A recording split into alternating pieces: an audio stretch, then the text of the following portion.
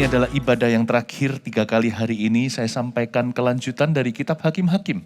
Tetap dengan judul yang sama tapi tokohnya berbeda sedikit. Deborah Barak dan Ehud Part 2. Dari Hakim-Hakim dengan kerinduan untuk menyelami cara kerja Allah. Minggu lalu jikalau Anda hadir di sini di ibadah yang sama, yang pukul 4 waktu Indonesia bagian Barat, yaitu yang sekarang ini. Saya menyampaikan Ehud tapi nggak sampai selesai. Sampai ayat yang ke-17 dari pasal yang ketiga. Mari kita buka Hakim-Hakim 3 ayat 17. Sampai situ. Lalu minggu lalu, waktu pulang saya ketemu dengan jemaat di luar sana ngobrol-ngobrol ringan. Lalu ada yang bertanya kepada saya gini, Ko Philip, kapan dilanjutkan Ehudnya? Saya bilang nanti kapan-kapan. Saya rencana hari ini bicara tentang hakim-hakim yang lain.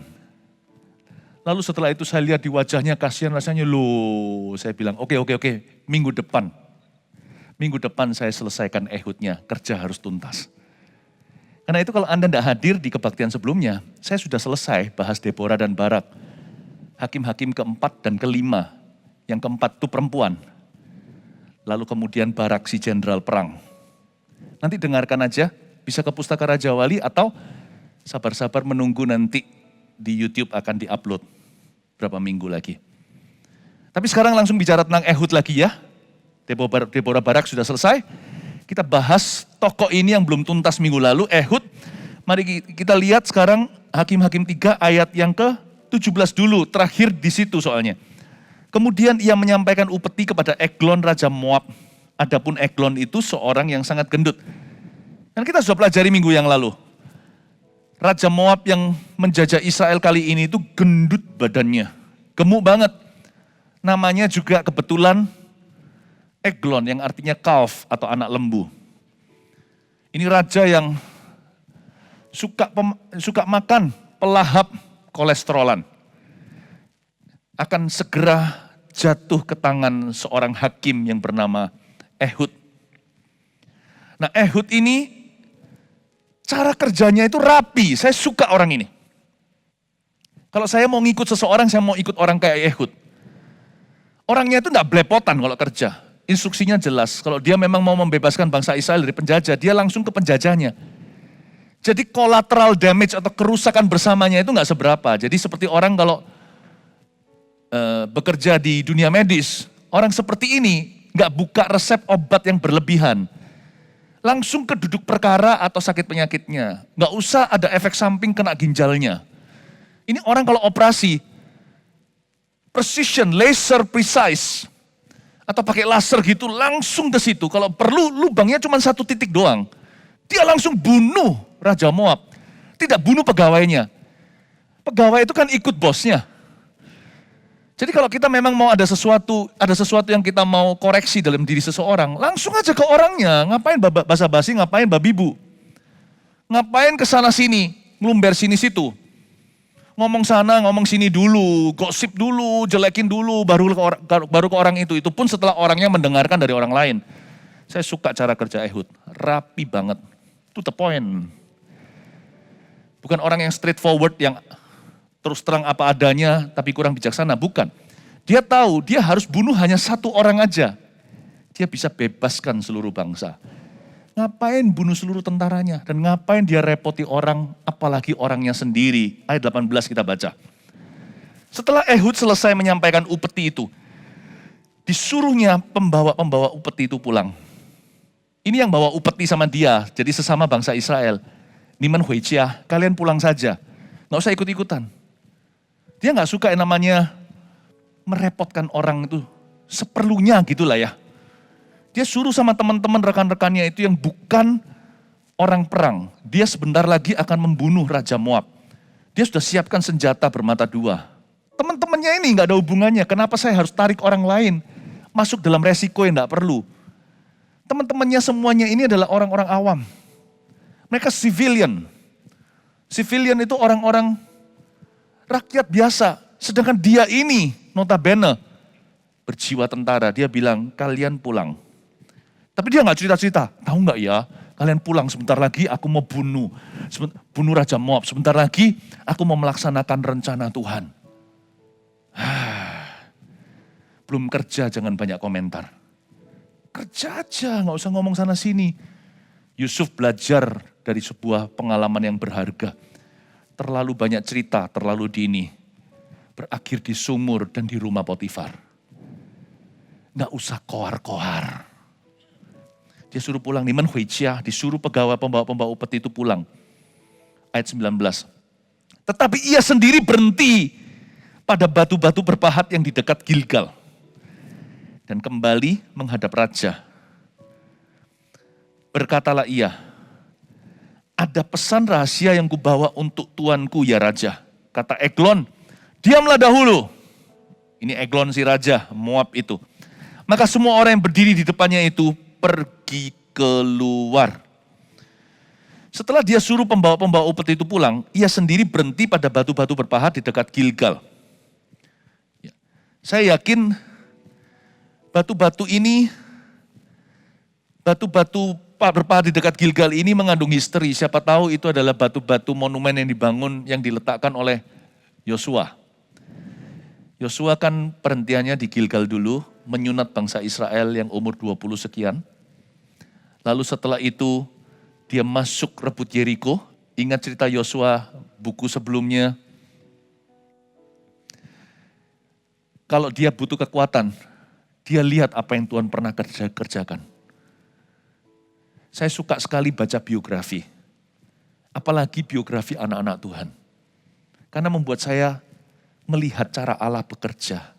Sekalipun tidak bisa ditiru, tidak bisa dikopi 100% karena Tuhan tidak pernah bekerja yang sama 2 kali.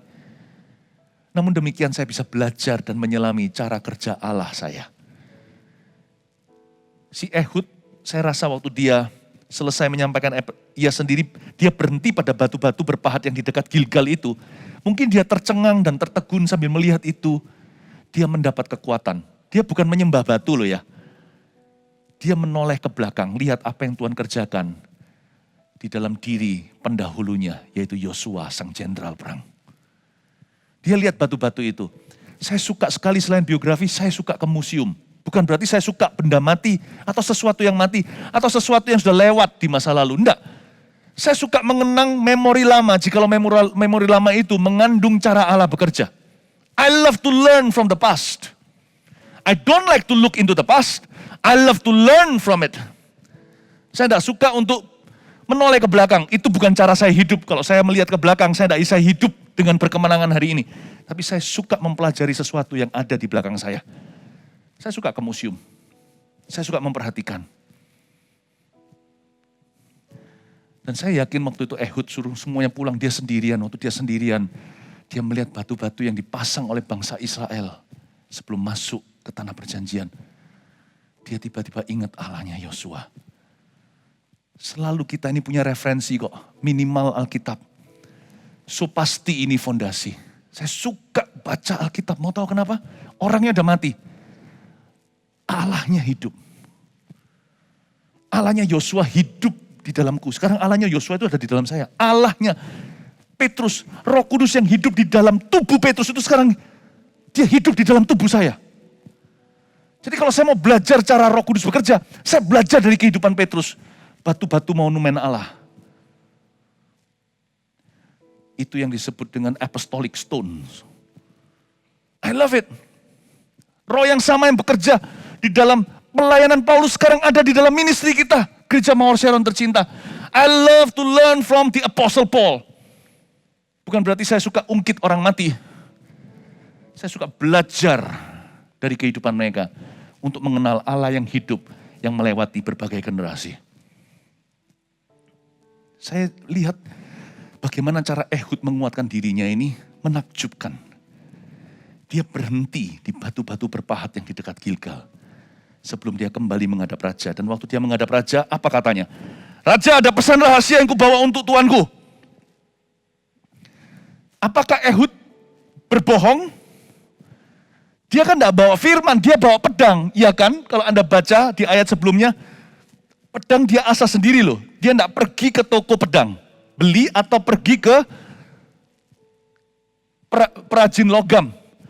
Dia nggak pergi beli pedang yang sudah jadi atau dibikinkan oleh orang yang memang kerjaannya bikin pedang. Dia udah siapkan. Kenapa dia berkata, aku membawa pesan, sedangkan dia bawa pedang? Apakah Ehud berbohong? Tidak. Pedang yang dia bawa dengan maut ada di ujung tombak. Itu juga pesan Tuhan. Do you know that God can speak to us through death? Bahwa kadang-kadang kematian adalah pesan Tuhan. Saya tidak berkata bahwa dikit-dikit Tuhan matiin orang. Kematian itu apalagi kalau dalam Tuhan, kalau orang itu orang benar, adalah keuntungan.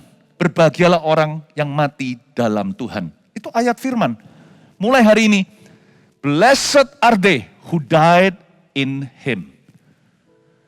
Jadi kematian itu juga adalah pahala.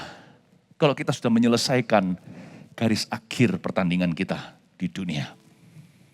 Tapi tahukah, sometimes, kadang-kadang, Tuhan bisa izinkan kematian menjadi sebuah pesan yang tidak terelakkan. Ada orang tertentu yang gak benar, keluarganya salah.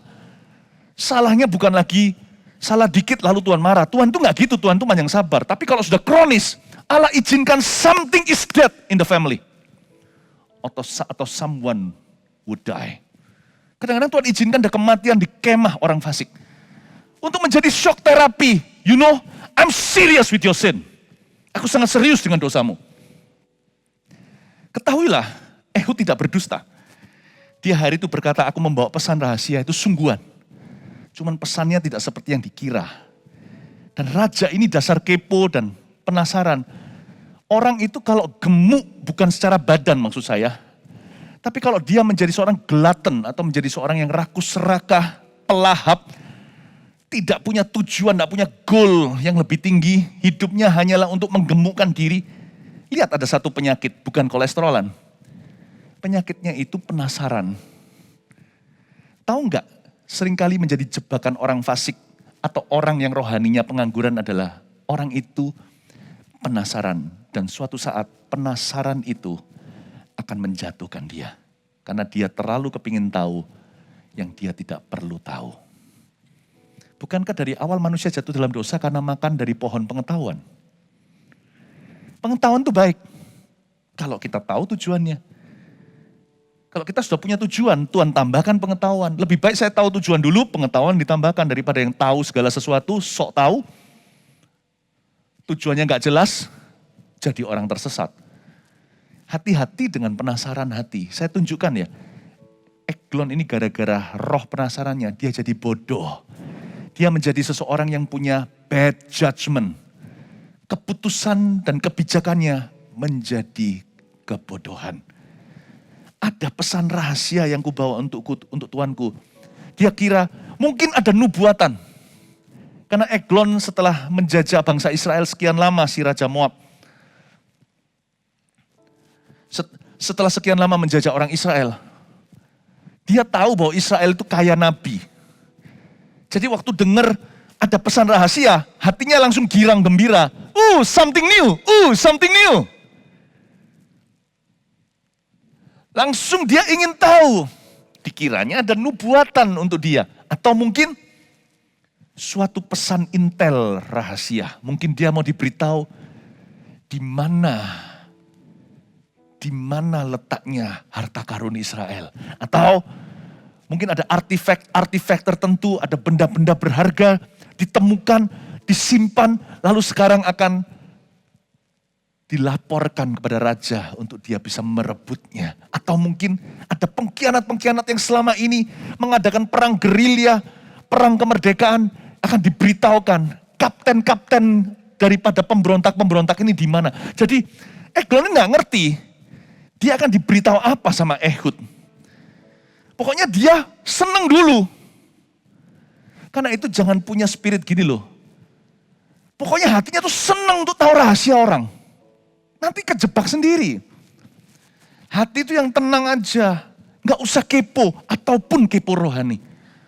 Mind your own business. Kecuali jikalau Anda diminta untuk menolong atau digerakkan Tuhan untuk membantu. Jikalau Anda menjadi aset tambah, menjadi nilai plus maksudnya. Jadi aset dalam masalah orang, menjadi bagian dari solusi bukan problema. Then be a busybody. Urusi urusan orang lain. Apalagi jikalau Anda diminta bantuan. Tapi jika tidak, hatimu tuh jangan terbiasa untuk, ya aku kepingin tahu, aku kepingin tahu, aku kepingin tahu. Tahukah di balik setiap pengetahuan, ada sesuatu yang harus kita pertanggungjawabkan di hadapan Tuhan. Janganlah kita rakus serakah dengan knowledge yang tidak perlu. Saya tidak bicara tentang sekolah, saya bicara tentang informasi. Ini adalah penyakitnya orang yang nggak berbuat apa-apa. Ini adalah penyakitnya orang yang merasa dia sudah punya segalanya. Gemuk rohani ceritanya si anak lembu, si Eglon itu. Ada pesan rahasia yang kubawa untuk Tuanku. Dia langsung mau tahu, apa ya? Penasaran dia membuat dia jadi kekanak-kanaan dan akhirnya mengkaburkan keputusan bijaksana. Contohnya apa? Kok bodoh sekali ya saya kira. Waktu saya renungkan ini, saya renungkan lagi. Ini raja kok tumpul, setun. Orang kok IQ-nya jongkok itu gimana? Kok bisa jadi raja dia, jadi penjajah. Perang dia hebat jagonya. Tapi hati dia tidak menguasai. Ada pesan rahasia, kenalah ke hatinya. Langsung kaburlah keputusan militernya. Masa semua pas pampresnya suruh pergi itu, lupakah dia di depan dia ada orang Yahudi, jajahannya? Gimana toh ini? Ada pesan rahasia yang kubawa untuk Tuanku Raja, kata Eglon. Diamlah dahulu. Penasihatnya langsung dibungkam. Diam. Seharusnya penasihatnya bisa warning dia. Tunggu dulu Tuan. Tanya dulu. Dia mau nyampaikan apa. Urgent tidak. Important or not. Penting atau enggak. Kalau penting pun mendesak atau bukan. Suruh diam. Orang kalau hati ya suka kepo. Nasihatnya kabur. Diam dahulu. Maka semua orang yang berdiri di depannya itu pergi keluar, termasuk Secret Service Presiden, pas pampres pasukan pengawal presidennya. Tinggal dia seorang dengan seorang Yahudi yang atletis. Si gemuk lawan seorang yang sangat-sangat fit untuk melawan. Kebodohan raja sendirian dengan jajahannya. Kok bisa? Padahal menurut saya Eglon ini pintar. Nggak bisa jadi raja, nggak bisa jadi penjajah. Kepandaian seseorang itu nggak ada yang lengkap di luar Tuhan. Sebab kepandaian tidak memastikan kebijaksanaan. Orang pandai akan tertangkap basah karena kepandaiannya, karena dia sok pintar. Jangan sampai kita menjadi kasus seperti itu yang dipermalukan oleh Tuhan. Orang yang rendah hati tidak tentu IQ-nya tinggi. Tapi hidupnya pasti akan rounded, akan dikelilingi dengan anugerah. Sehingga tidak ada yang bisa menjatuhkan dia. Itulah sebabnya jangan bergantung dengan kepintaranmu di tahun ini. Asah kepandaian Anda. Harus yang sekolah-sekolah, yang kerja terus belajar. Kita sudah punya karir terus harus improve. Harus terus memperbaharui diri. Harus terus belajar sesuatu yang baru. Iya. Harus diasah kepandaian, tapi taruhlah imanmu pada Tuhan. Rendah hatilah. Jangan pernah kita sok pintar, sebab orang yang sok pintar pasti akan kecele. Dan Tuhan akan sengaja masukkan dia dalam lubangnya sendiri. Menurut saya, orang ini dikaburkan pikirannya. Akhirnya dia tertangkap basah. Si orang yang ber-IQ tinggi ini digagalkan oleh hatinya. Inilah kasus gagal jantung sesungguhnya. Gagal jantung itu bukan fisik. This is heart failure. His heart failed him. Hatinya menggagalkan dia. Dan menggagalkan semua security. Semua sistem keamanannya dia jebol. Karena hatinya jebol terlebih dahulu. Be careful. The fall of business is not the fall of business. It's the fall of your heart. Jatuhnya bisnis seringkali bukan jatuhnya bisnis, itu jatuhnya hatimu. Jatuhnya pelayanan bukan pelayanannya jatuh, pelayanan mana bisa jatuh. Jatuhnya hati seseorang hamba Tuhan. Jatuhnya satu keluarga bukan pernikahannya hancur, pernikahan itu gak bisa hancur. Orangnya hancur, makanya pernikahannya hancur, karena hatinya hancur. Jagalah hatimu dengan segala waspada, belajar dari Eglon. si anak lembu tua itu. Kalau kita bayangkan Eglon itu gemuk gitu, orangnya pasti bodoh. Not really. You really study the scriptures, you know and you see. This guy is very intellectual and intelligent. Orang ini sangat intelektual, sangat pintar. Disuruh keluar semuanya. Ampun-ampun, salah dia sendiri. Tapi ya, saya satu hal yang saya bisa kagumi dari Eglon, selalu belajar begini, sama orang itu ya, orang terburuk sekalipun di dunia, pelajari sesuatu yang positif. Always selalu lihat dan cari positifnya. Saya rasa saya tidak adil sama Eglon yang sudah mati ini. Saya harus lihat positifnya apa. Satu hal ini, positifnya Eglon, Raja Moab. Orang-orang Kristen harus belajar, bahkan di zaman ini. Ini orang yang menghargai firman Tuhan. Cuma dia menghargainya dari penasaran, bukan karena mau melakukan. Buat apa jadi pendengar kalau tidak pelaku? Iman tanpa perbuatan dalam hati. Tuhan mau kita menjadi pelaku firman, bukan hanya pendengar. Tapi minimal, orang ini mendengarkan firman lebih seksama dan sungguh-sungguh lebih khidmat daripada kita-kita. Tapi tentunya bukan jemaat Mawar Sharon ini khidmat-khidmat. Karena sudah dilatih demikian, sudah dibiasakan. Ada sebuah kebudayaan dalam gereja kita ini yang harus kita pertahankan. Hormat pada hadirat Allah, hormat pada firman. Tapi tidak tentu semua orang Kristen begini loh. Eglon ini menunjukkan respeknya sama firman Tuhan. Sekalipun motivasinya salah. Ketika seorang Yahudi, notabene umat pilihan Allah yang dia jajah, dia tahu mereka siapa. Ketika salah satu utusannya berkata ada pesan rahasia, langsung dia berkata diamlah. Kalau firman Tuhan berbicara semua harus diam. Ini ceritanya kalau ada pembacaan Alkitab, gak usah khotbah. Waktu Alkitab dibaca semua langsung diam. HP masuk semua. Eglon itu gitu. Gak hanya demikian. Dia suruh semua orang keluar. Lalu Ehud berdiri. Memberikan hormat pada pesan yang akan Tuhan berikan. Hanya pesannya kali ini bukan kata-kata, tapi pedang. Ayat yang ke-20, lalu Ehud masuk mendapatkan dia. Sedang ia duduk sendirian di kamar, atas di rumah peranginannya. Berkatalah Ehud, ada firman Allah yang kubawa untuk tuanku. Lalu, lihat Eglon ya, ini positifnya. Lalu bangunlah ia berdiri dari tempat duduknya. Orang Kristen kalah. Pernah lihat enggak? Di zaman-zaman di film-film kungfu zaman dulu. Kalau raja muncul, bukan rajanya sendiri, utusannya saja, hanya sida-sida. Dalam bahasa Chinese, Taijian. Naik kuda. Lalu habis itu dia buka scroll atau gulungan kitab. Huangsang! Raja, Baginda, semua orang gimana? Semuanya menunjukkan postur hormat. Kalau Barat, berdiri di atas kaki, standing up. Namanya standing ovation.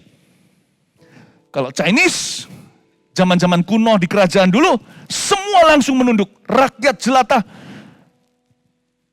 official seluruh pejabat negara, kalau sudah ada utusan raja, nggak peduli siapa, naik kuda, buka gulungan kitab itu. Cuman kertas doang, cuman ada cap labelnya raja, Huangdi, Baginda. Semua sujud mencium ke tanah. Eglon mengerti. Allah yang segera menghakiminya aja dia hormati. Allah yang mengasihi kita seringkali kurang hormati dia. Waktu diberitahu, aku membawa sebuah firman Allah untuk tuanku. Bangunlah ia berdiri dari tempat duduknya, standing ovation. Dia berdiri. Ini kalau baca Alkitab, semua langsung berdiri. Khotbah duduk enggak apa-apa. Baca Alkitab, firman Alkitab langsung. Semuanya stand up. Saya enggak salahi Eglon. Dia orang jahat, kita harus hormati semua orang, lihat positifnya. Tapi dia mendapatkan yang dia layak terima. Karena dia menjajah umat pilihan Allah dan menista nama Tuhan di Israel. Jadi bunuh karena Allah menghukumnya. Ada firman Allah yang kubawa. Ada firman Allah yang kubawa. Saya tunjukkan ada dua dimensi firman. Ada firman Allah yang kubawa, kata Ehud. judgment from his mouth is better than judgment from his hand. Saya punya sebuah prinsip di hidup ini. Penghukuman atau penghakiman dari mulut Allah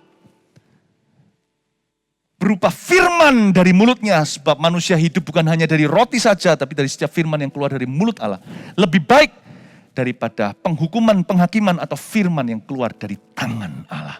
Hari itu Ehud tidak membawa firman dari mulutnya. Baginda, aku membawa satu firman Tuhan. Dia berdiri, ya apa? Dia berkata, ini firmannya. Ditusuk. I don't bring you, I'm not bringing, aku tidak membawa firman dari mulut Allah. Aku membawa firman dari tangannya, terimalah tanganku. Shoot! Masuklah pisau bermata dua, tenggelam di selulit atau lemaknya. Dari sini kita belajar ada dua hakikat firman. Satu firman yang dari mulutnya, satu firman dari tangannya.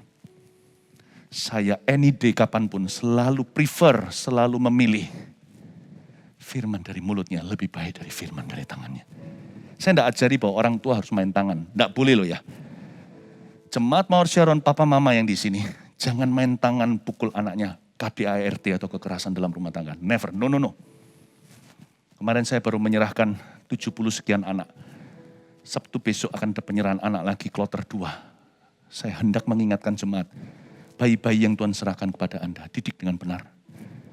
Jangan pernah main pukul karena hukuman fisik itu adalah edukasi yang paling poor. Pendidikan yang paling tidak bisa dimengerti oleh bocah adalah dengan kekerasan.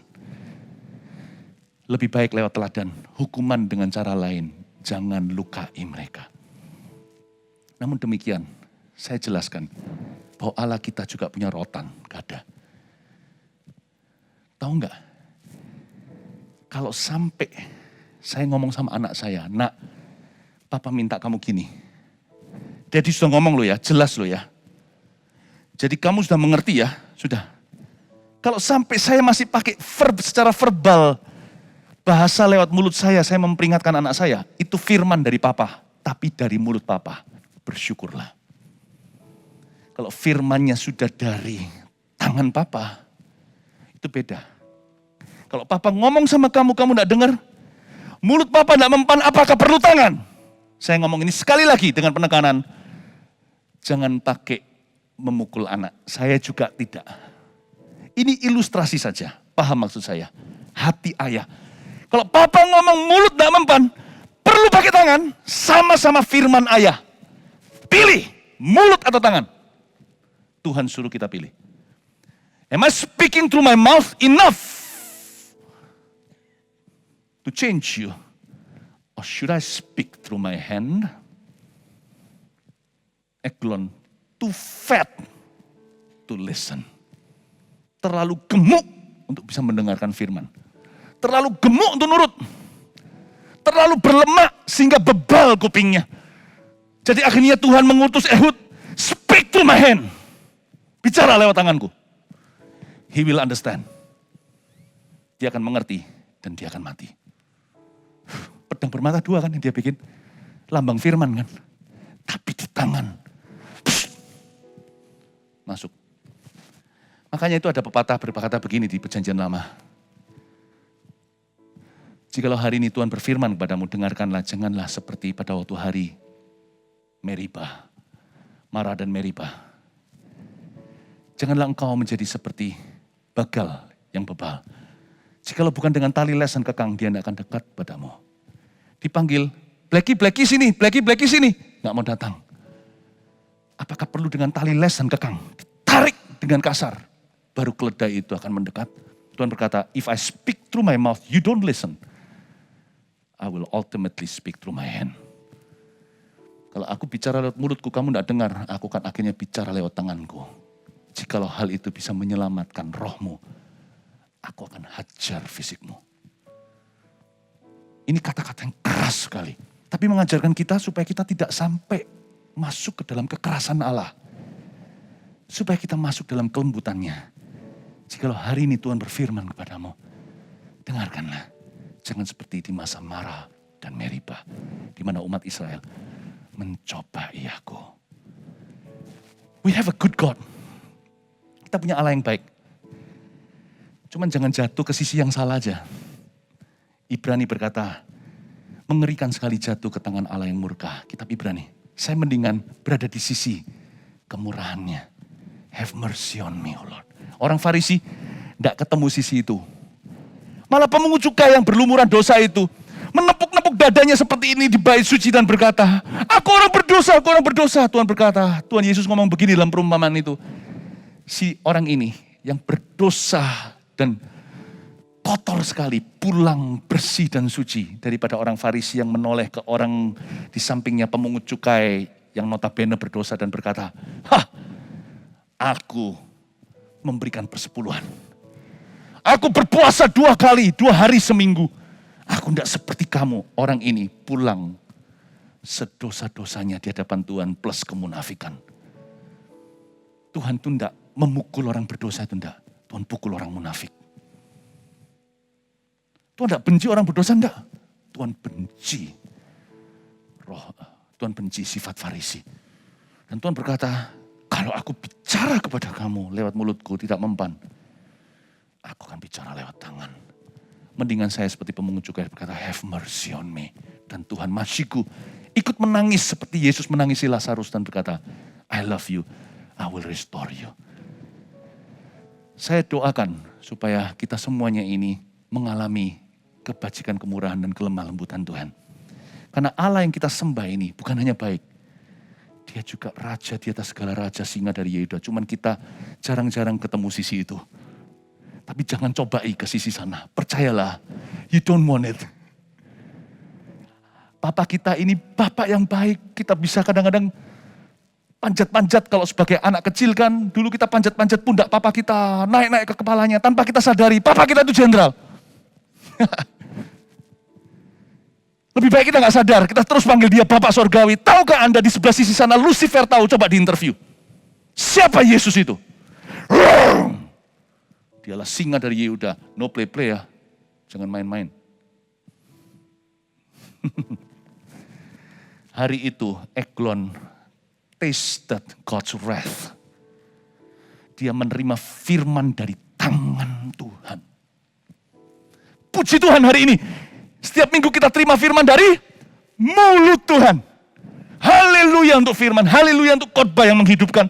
Haleluya untuk saat teduh yang menyejukkan. Haleluya untuk waktu kita baca firman setiap hari.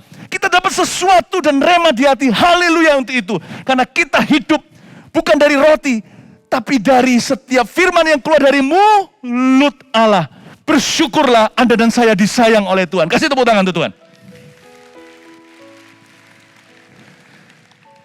I couldn't be more thankful. Sampai hari ini saya tidak pernah ditampar Tuhan.